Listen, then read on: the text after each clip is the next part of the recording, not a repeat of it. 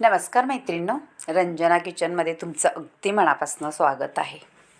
1 kilo भोपळा आणलेला आहे. म्हणजे आपण जे भोपळ घाऱ्या करतो तो भोपळा छान लाल जरत आहे, मस्त गोड आहे. त्याच्यापासून आपल्याला एक रेसिपी बनवायची आहे. अगदी वेळ न लागता अशी रेसिपी बनवायची आहे. आपल्याला किसणीने किसायचं नाही किंवा सालही काढायची नाही. फक्त सुरीने तुकडे करून घ्यायचे आहेत मोठमोठे. एवढे तुकडे बाद झाले. आपल्याला अर्ध्या भोपळ्याचा करायचा आहे आणि अर्धा भोपळा ठेवून द्यायचा आहे. अर्धा भोपळा म्हणजे 1 किलो भोपळा होता, त्याच्यामधून अर्ध्या किलोचं आपण रेसिपी बनवणार आहे. आता एक कुकरचं भांडं घेतलेलं आहे, त्याच्यात ठेवून घेतलेल्या आहेत फोडी. आणि आता आपल्याला कुकर लावायचा. मला भातसुद्धा लावायचा होता, म्हणून एका डब्यात मी तांदूळ घातलेले आहे आणि एका डब्यात आपले भोपळा कापून ठेवलेला आहे मोठ्या मोठ्या तुकडे करून. आणि छान आपल्याला 3 शिट्ट्यामध्ये मऊसूत शिजून घ्यायचं आहे. काही वेळ न लागता अशी रेसिपी तयार होणार आहे.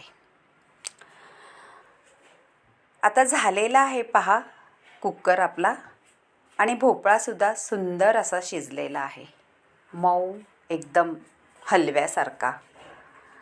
मी सुरीने आपल्या चमच्याने पहा टोचे मारते, पटकन जात आहेत. याचा अर्थ आपला भोपळा छान शिजलेला आहे. आता आपल्या काढून घ्यायचं आहे आणि थोडं थंड करून घ्यायचं आहे आणि साल काढायचं आहे. मैत्रिणींनो, फक्त चमच्याने तुम्ही असं खरडा, पटकन साल निघली जाते, काहीही वेळ नाही लागत. आपण सुरीने पहिली साल काढतो, मग किसणीने किसतो. त्याकरता हे असं काही वेगळं करून पहा. झटपट होणारं, हातही दुखणार नाही आणि वेळही कमी लागणार. आता पटकन आपण काढून घ्यायचं आहे साल आणि छान मॅश करून घ्यायचं आहे चमच्यानेच. मैत्रिणी, भोपळ घाऱ्या म्हटले का किसणं आलं, कापणं आलं, पण हे असं काही न करता झटपट आपण करून घेणार आहोत. सालही पटकन निघालेली आहे आणि छान मॅशसुद्धा पटकन झालेला आहे. आता आपण गॅसवर ठेवायचं आहे आणि 1 वाटीभर गूळ घालायचं आहे. आपला किस पण एक मोठी वाटी आहे, त्याच्याकरता थोडासा कमी गूळ घालायचा आहे. तुम्हाला जर जास्त गोड आवडत असलं तर 1 वाटी पूर्ण गूळ घालू शकता. पण हा गूळ मी घातलेला आहे तो परफेक्ट मेजरमेंट आहे. अगदी मस्त अशा आपल्या भोपळ घाऱ्या होणार आहेत. पण आपल्याला तळायचं नाही, वेगळ्याच पद्धतीत करायचं आहे. कोणाला जास्त तेलही चालत नाही. काही जणांना तर ते अशा भोपळ घाऱ्या खायला कंटाळा करतात. पण आपल्या बिना तेलाच्या म्हणजे जास्त तेल न असणाऱ्या भोपळ घाऱ्या करून पाहणार आहोत. आता वेलची आणि सुंठपूड 1 चमचाभर घातलेली आहे, तीसुद्धा त्याच्यामध्ये छान हलवून घेतलेली आहे. आता 1 चमचाभर तूपसुद्धा घातलेलं आहे. मैत्रिणी, तूप, वेलची पावडर हे असं घातल्यानंतर आपल्या भोपळ घाऱ्या अगदी मस्त मुलायम अशा होतात आणि खायला पण मऊ लुसलुशीत लागतात. आता झालेलं आहे थोडंसं थंड, जास्त थंड झालेले नाही, असं कोमट आहे.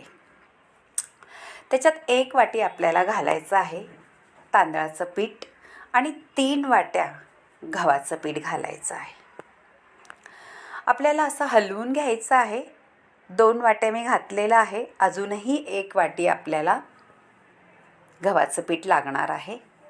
कारण 1 वाटी तांदळाचं पीठ घातलेलं आहे आणि 2 वाट्या गव्हाचं पीठ घातलेलं आहे. असं पहिलं सगळं मिक्स करायचं आहे. जर लागलं पीठ तरच घालायचं आहे. पण असं सगळं मिक्स करताना असं वाटतंय आपल्याला पीठ नक्कीच लागणार आहे. चमच्याने पीठ मळलं गेलं याचा अर्थ आपल्याला पीठ लागणारच आहे, अजून 1 वाटीभर. मैत्रिणींनो, जास्त घट्ट करायचं नाही पीठ, नाहीतर आपल्याला भोपळघाऱ्या गोड लागत नाही आणि भोपळ्याचीही चव लागत नाही. फक्त आपण जशी पुरी करतो त्या टाईपमध्ये पुऱ्या लागतात. म्हणून आपल्याला पीठ असं जास्त घालायचं नाही प्रमाणाच्या बाहेर, म्हणजे आपण चपातीला मळतो तसं मळायचं नाही, थोडं लूसच ठेवायचं आहे. म्हणजे आपल्या भोपळघाऱ्या मऊ, लुसलुशीत आणि छान खमंग गोड अशा लागतात.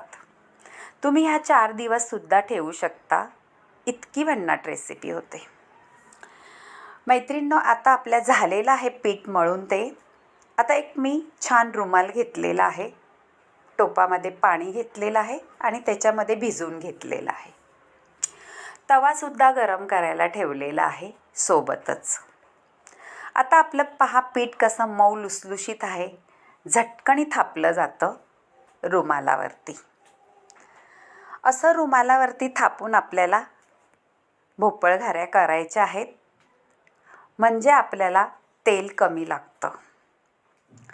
आपण वडे करतो भोपळ्याचे, भोपळघारे म्हणजे वडे, ते तळून करतो, त्याला तेल जास्त लागतं.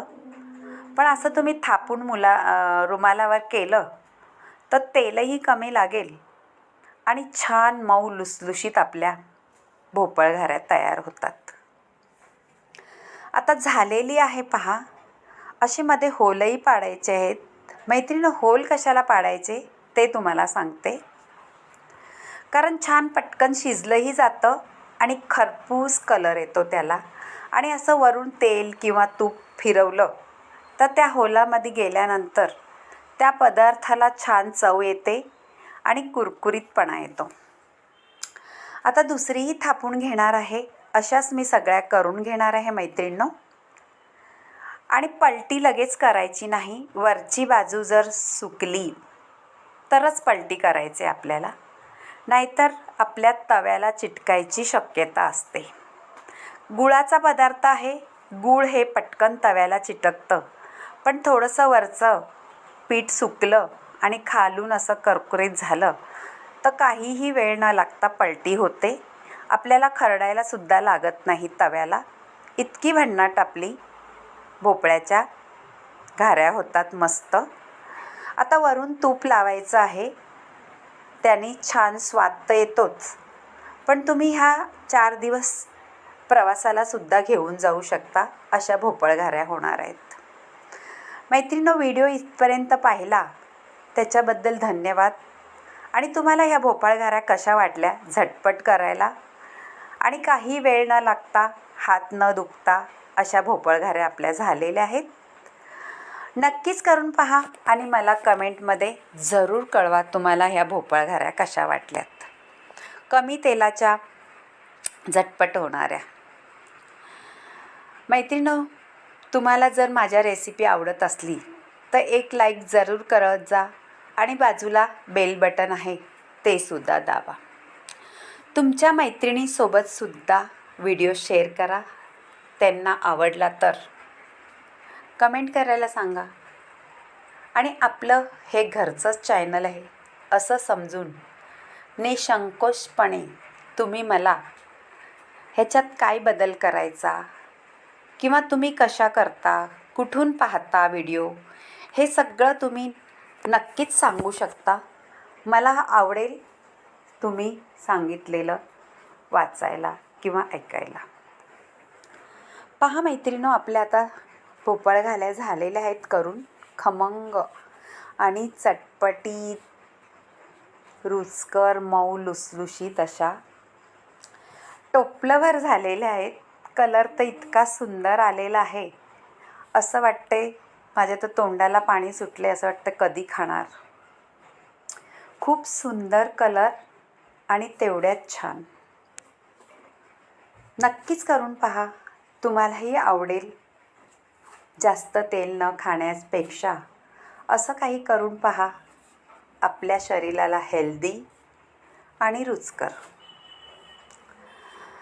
आता तुम्हाला जर होल नसेल पाडायचे त्याला, तर तुम्ही अशा प्लेनसुद्धा करू शकता. त्यासुद्धा तेवढ्याच छान मऊ लुसलुशीत होतात आणि खायलाही अप्रतिम लागतात. आता मी वाढून घेतलेलं आहे, सगळ्यांना देणार आहे खायला. नक्कीच करून पहा आणि एक लाईक जरूर करा. बेल बटनसुद्धा दाबा आणि मला कमेंटमध्ये जरा कळवत जा.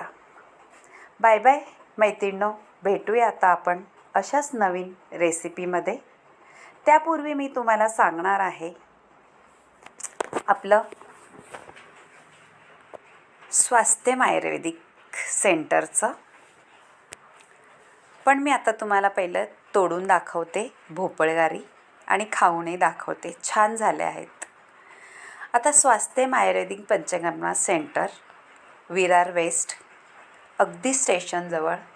नक्कीच भेट द्या. तुमच्या काही समस्यावरती निदान समाधान तुम्हाला नक्कीच मिळेल. तर एकदा तरी भेट द्या आणि आपलं समाधान करा. Bye bye.